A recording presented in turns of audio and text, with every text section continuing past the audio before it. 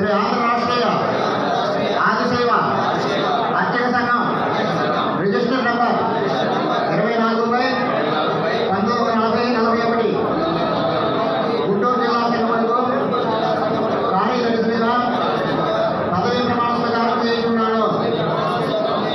నేను సంఘం యొక్క నియమ నిబంధనలు పాటించు సంఘ సభ్యులందరూ సంక్షేమంలో రాష్ట్ర సంఘం వారి ఆదేశాలను అనుసరించి నా శక్తి మేరకు పనిచేయగలవాలని శ్రీ భారతీయ పరమేశ్వర సాక్షిగా ప్రమాణం చేస్తున్నాను.